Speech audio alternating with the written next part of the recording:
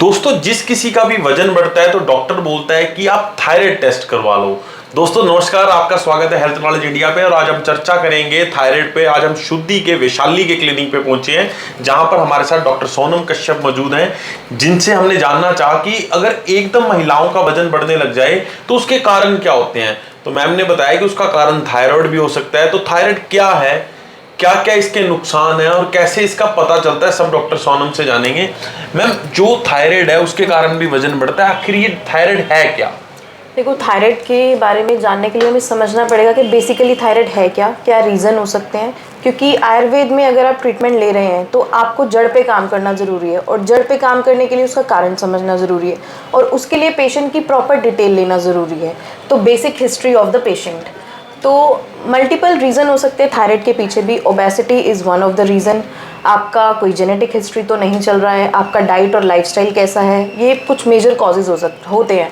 Basically क्या है, जो थायराइड ग्लैंड आपका थायरॉक्सिन हार्मोन नहीं बना पा रहा, तो एलोपैथ में आपकी मेडिसिन स्टार्ट हो जाती है 25 mg 75 mg। तो हमें काम, और जो पेशेंट, डॉक्टर खुद बोलता है पेशेंट से कि ये आपकी फ्रेंड है, आप इसे लाइफ टाइम खाते रहिए इस टैबलेट को।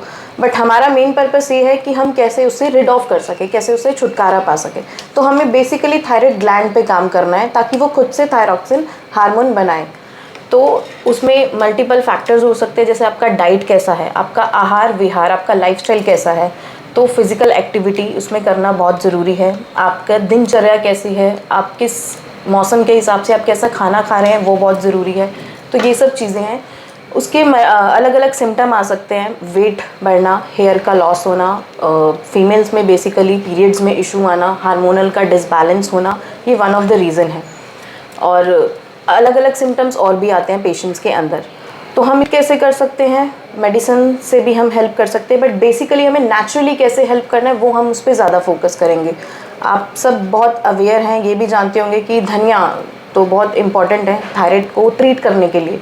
उसका हम काढ़ा ले सकते हैं, उसको बेसिकली डेली बेसिस पे खा सकते हैं, अपना दिनचर्या चेंज कर सकते हैं, तो लाइफस्टाइल एक्सरसाइज कर सकते हैं। तो इन सब चीज़ों के माध्यम से हम इसको ट्रीट कर सकते हैं, क्योर कर सकते हैं। मैम, अगर बात करूं आयुर्वेदा में, हम कितने दिनों में रिजल्ट देख सकते हैं कि हमारा थायराइड ठीक हो रहा है, और किस किस तरह से आप उसका ट्रीटमेंट करते हैं एक्चुअल में?